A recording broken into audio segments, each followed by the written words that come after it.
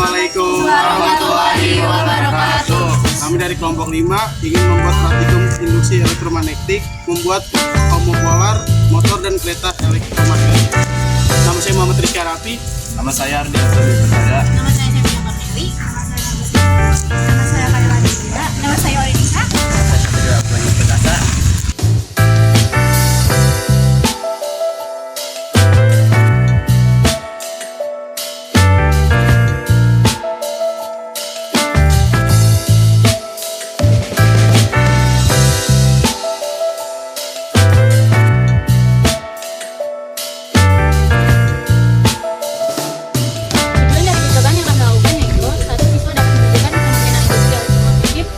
Jadi bila proses itu melingkupi kumparan berubah terhadap waktu.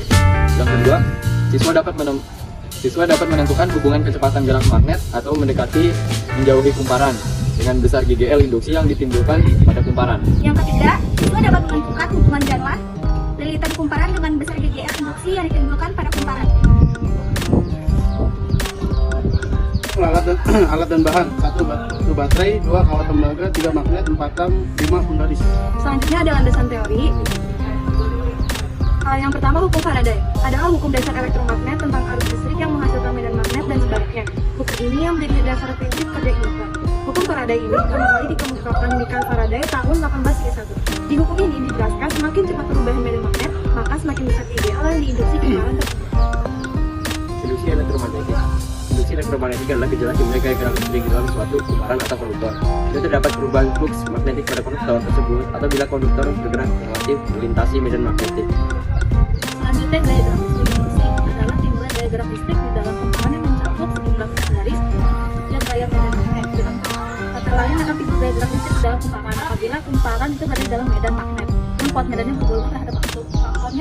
Faktor yang mempengaruhi besarnya gaya gerak listrik atau GGL adalah beberapa faktor yang dapat mempengaruhi besarnya gaya gerak listrik, yaitu pertama, 1. Jumlah lilitan pada kumparan. Semakin banyak lilitan pada kumparan, semakin besar tegangan yang diinduksikan. Kedua, kecepatan gerak medan magnet. Semakin cepat garis gaya medan magnet atau flux yang mengenai konduktornya, semakin besar pula tegangan induksinya. Ketiga, jumlah garis gaya medan magnet atau flux. Semakin besar jumlah garis gaya medan magnet atau flux yang mengenai konduktor, semakin besar juga tegangan induksinya.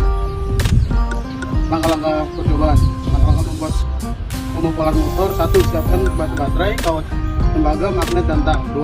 Potong kawat tembaga sesuai ukuran yang akan digunakan. 3. Lalu temukan bagian tengah kawat menggunakan penggaris. Tekuk kawat menjadi roti, di tengahnya menggunakan tang. 4. Tekuk kembali setiap ujung kawat hingga ujungnya mengarah ke bawah. Kemudian letakkan patung kawat pada permukaan yang rata. 5. Letakkan ujung positif baterai, isi yang terdapat dalam dolar, di sebelah kabel V. Tekuk ujung patung kawat secara miring menggunakan tang. 6. Letakkan magnet neodymium di bagian bawah baterai yang rata. Tempatkan magnet dan baterai tegak pada permukaan yang rata. 7. Letakkan kabel V di atas sisi positif baterai. Seimbangkan patung dan pastikan ujung kawat yang ditekuk membentuk sudah menyentuh magnet. 8. Saat kabel Anda tampak seimbang, lepaskan. Selanjutnya ada hasil percobaan. Pada percobaan homopolar motor, jenis arus yang digunakan adalah DC atau arus kesawaran. Untuk melengkapi rangkaian, digunakan kawat tembaga yang dapat menghantarkan listrik yang dialirkan dari ujung positif ke ujung negatif. Ia mengalir melalui baterai ke dalam kabel, ke atas kabel, dan kembali ke ujung positif baterai. Ini disebut rangkaian motor. Homopolar motor tersebut terdapat medan magnet yang mempunyai ujung positif dan ujung negatif. Medan magnet mendorong ke arah baterai. Aliran arus listrik mendorong ke bawah menuju magnet. Gaya-gaya yang berlawanan ini menggerakkan keluar pada kawat, menyebabkan kawat berputar mengelilingi magnet. Motor yang dilengkapi baterai, magnet dan kawat disebut motor homopolar. Karena gaya magnet dan aliran listrik kawat berputar ke satu arah. Motor ini tidak akan mampu menggerakkan apapun, tapi menyenangkan. Selanjutnya ada langkah-langkah membuat kereta elektromagnetik. 1. Siapkan alat dan bahan yang sudah disiapkan. 2. Gulung kabel tembaga pada batang, lakukan dengan rapi dan rapat.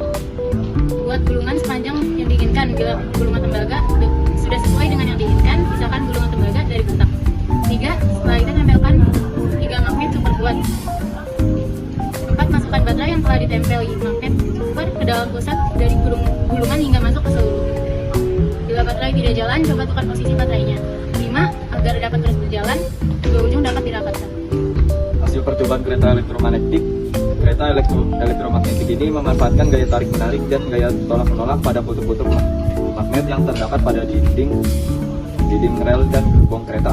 Magnet itu dihasilkan oleh induksi elektromagnetik akibat gerakan kereta.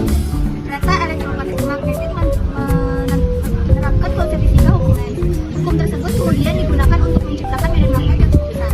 Jika medan magnet itu bertemu dengan medan magnet lain yang berlawanan arah, maka akan menciptakan gaya tarik, dan jika sejenis, maka akan menciptakan gaya tolak.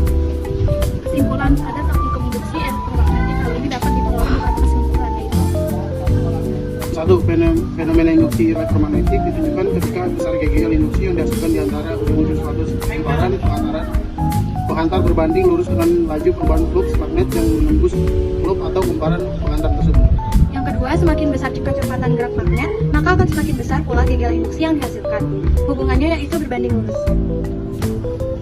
Hubungan antara jumlah lingkaran kumparan dengan GGL induksi berbanding lurus yang artinya semakin baik jumlah lingkaran kumparan maka akan besar GGL induksi yang besar pula.